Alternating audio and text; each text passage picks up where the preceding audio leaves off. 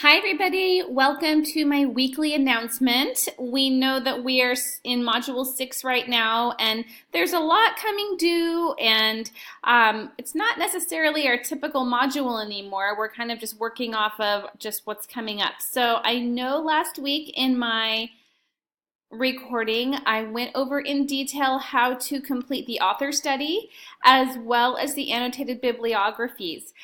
Today is the day that the Read Aloud project is due. Your journal and ABC literacy bag is due this evening. If you have any questions or concerns or you're not exactly sure how to complete this, listen to my last few screencasts. I believe it was the end of Module 5 and the first week of Module 6 where I broke down that assignment. If you have any problems, please give me an email as soon as possible and I can try to walk you through it. So that is due tonight, and your author study is coming due on Saturday, and I broke that down in my last screencast from last week. So if you want to listen to that breakdown, please go ahead and listen to last week's announcement. I also broke down the annotated bibliographies, which is coming due on April 30th, which is 1 week from today.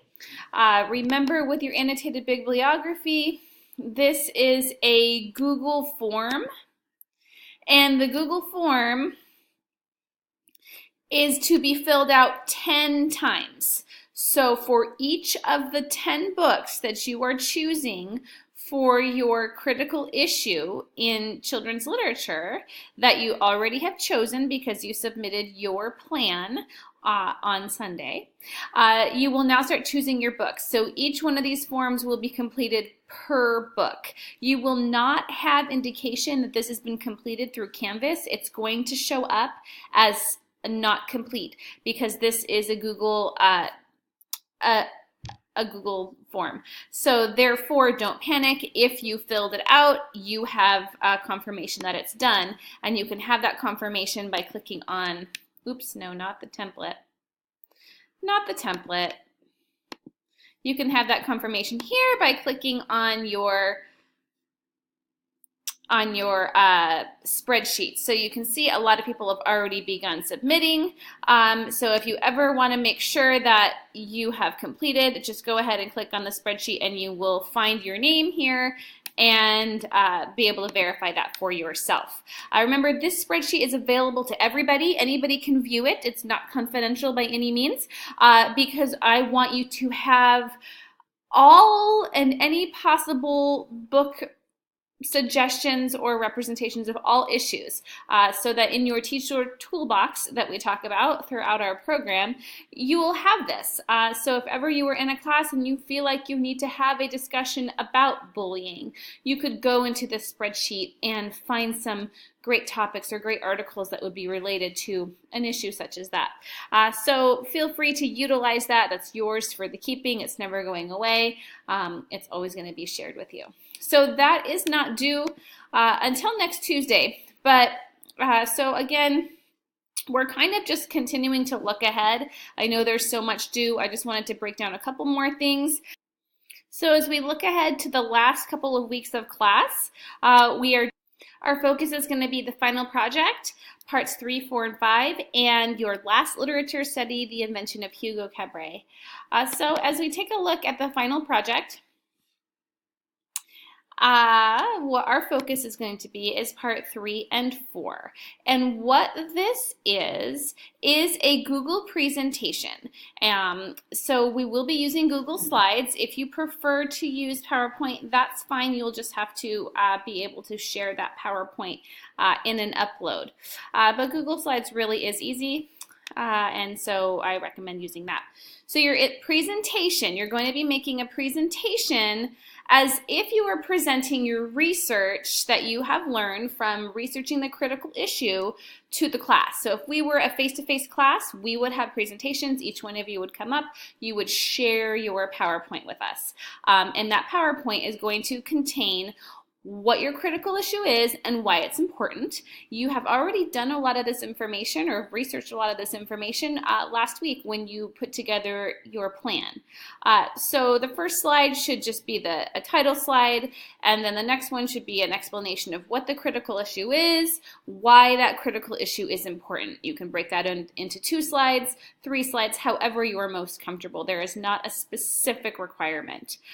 The required information is all that I ask. I don't necessarily need a certain number of slides.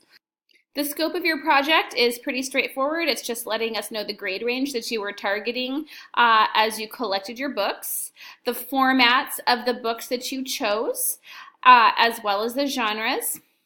And this information is all put already easily for you in your bibliography or annotated bibliography. So you just kind of look back there, see what kind of books you chose, and just transfer the information. The next slide, I want you to highlight 4 books at least out of the 10 that you have highlighted for your annotated bibliography. So pick your top 4 from your annotated bibliography and highlight them in your PowerPoint. Each book slide should have an image of the book. It should give the annotated bibliography information. So all the information that you grabbed off the annotated bibliography, you're going to just put directly onto the slide. Then you're going to give us a brief description of why you picked that book out of your top 10. And how you would use that with readers. So an explanation, I would use this book in circle time, or I would use this book to introduce the topic and then create a discussion about it. Or I might use this book to do a certain activity. So I'd like a little bit of an explanation here of how you intend to use that specific book in the classroom. So that should be 1 slide per book. Make sure that there is a balance there of images and text. It should be visually appealing and well informative. So that is basically the PowerPoint. It's going to consist of a title slide, a quick slide that introduces your critical issue and tells us why that is important to you. So that's based off of your research. You're going to give us the next slide, which is a scope of your project, and then 4 slides containing the 4 highlighted books out of the top 10, out of the 10 that you annotated in your bibliography, and that it's visually appealing. That's all you have to do. Then you are going to post your presentation on this discussion board, and some people have already done that, which is fantastic. So you can see you're just going to post it here. That's why it's great to use Google Slides, because you only have to include the link. But keynote there, make your slides, your Google Slides, public. You have to be able to share it. So if you don't want it public, you could go in and make it anybody who has the link can view. So do make sure you do that. Otherwise, your classmates are going to click on it and not be able to get in, and then they won't be able to comment.